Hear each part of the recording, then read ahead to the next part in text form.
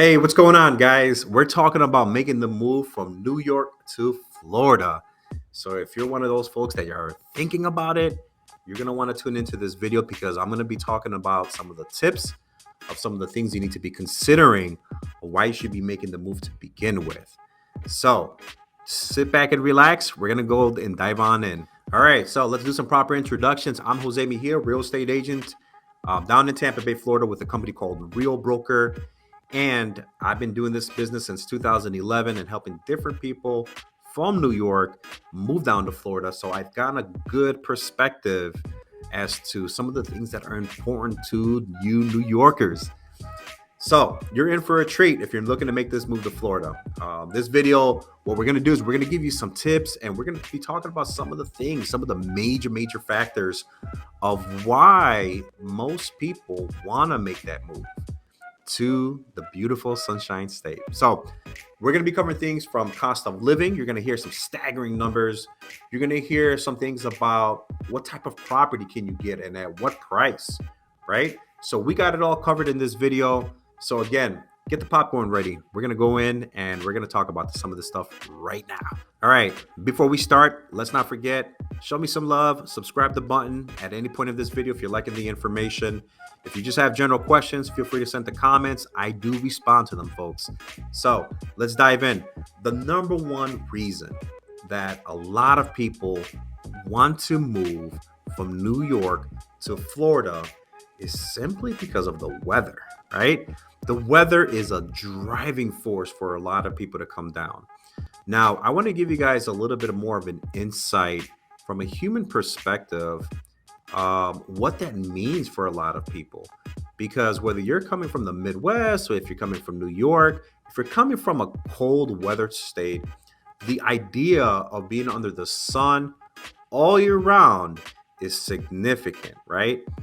And right now, in the winter season, when you get into like months, let's say November into February, maybe March, you'll get temperatures anywhere from maybe at the lowest end 40 to 45 degrees, but it's very rare to see it there for too often. Most of the time, you're going to be experiencing temperatures around 60 to 75 degrees.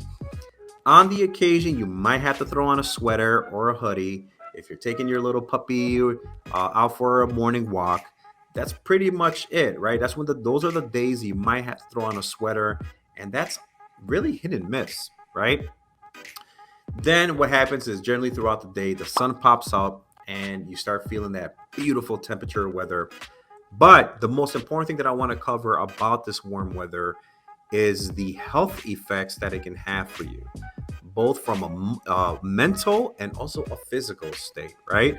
Now, I can tell you a lot of people that I've helped in the past, when I go back and talk to them after they've been living here for a good solid year at the minimum, a lot of them tell me all the time that they can feel the difference solely because of the fact that they want to get up much earlier to get their day started, and they want to get out the door and they want to go ahead and start doing their errands as soon as possible. So they're motivated, their mind state is happier, and they want to get moving along because that's what the Sunshine State does to you guys.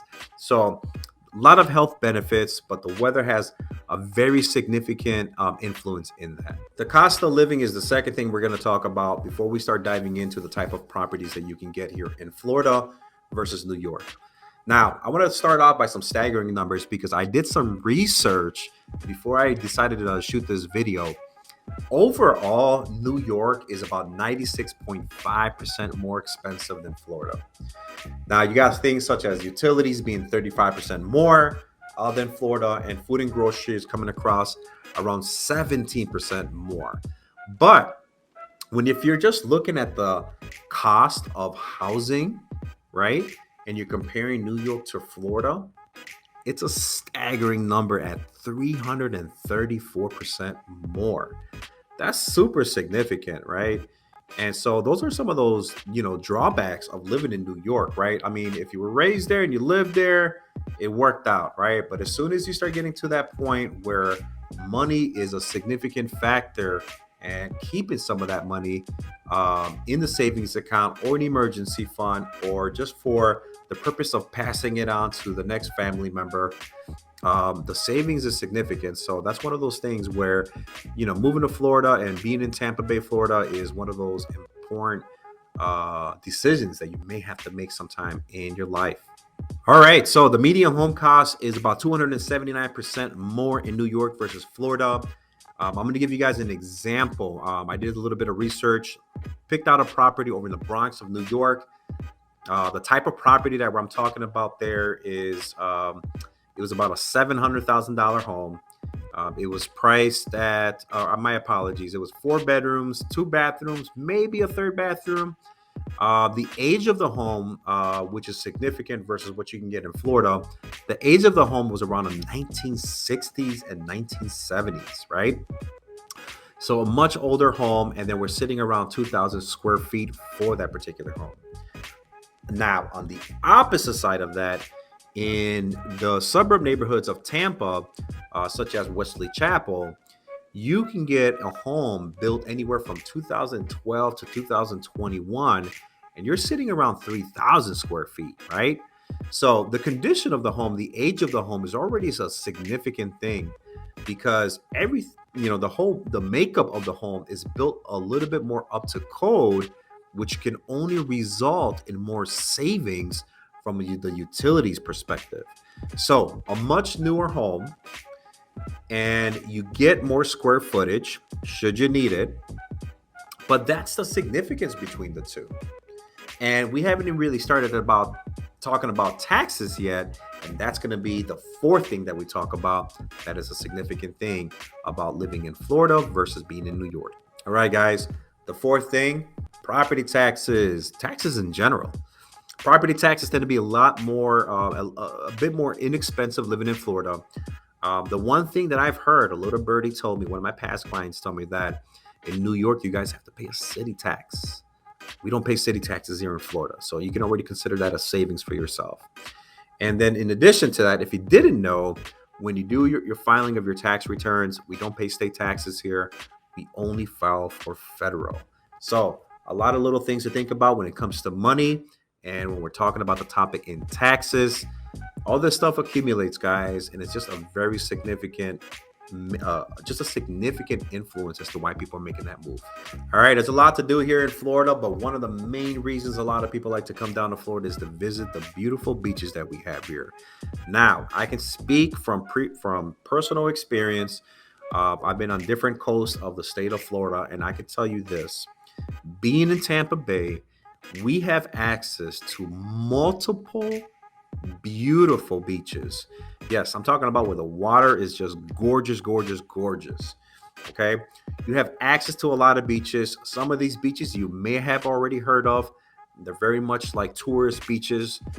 Some of these beaches can be considered probably the top in the United States, right? So we have beaches like Clearwater Beach, St. Pete Beach, and Anna Marie Island. Some of those are some of the high-profile beaches that we're known for. A lot of people come down for a good solid week on vacation during the month of March on spring break, and they come visit those beaches and they stay in Airbnbs. But there's all the beaches that we know about here that we have that are more low-key, and a lot of locals know about them. So if you don't want to be around a lot of congested type of tourist type of beaches, we do have other beautiful beaches in here that is very low-key. And it's something that you'll probably find out as soon as you start staying here, that we have multiple beaches that you can enjoy. Typically, depending where you're staying at in Tampa Bay, your drive to a beach can be anywhere from 20 minutes to about an hour, right? Again, it really just depends which ones you want to travel to. But at the end of the day, the options to visit different beaches, it's pretty much endless here in Florida because we're sitting in the Gulf of Mexico. All right, guys, I hope this helped you out. We talked about 5 different things about why people like to make the move from New York down to Tampa Bay, Florida. I hope this video, guys, helped you guys out. I'm sure I probably didn't cover some other things that may be important to you guys. So what I want you to do at this time is that if you enjoyed the video, don't forget, hit the like button. Go ahead and hit the subscribe button. I am going to draw some other videos out there in the future that I want you to know about. But if there are some questions or comments or just something that you want to pick my brain about, just feel free to drop a message below. I do look at the comments when I get the notifications, and I will respond to you. So don't be shy. If you're from New York, I know for a fact you're not shy, but we'll be here to help. And if you need anything from us, just let us know.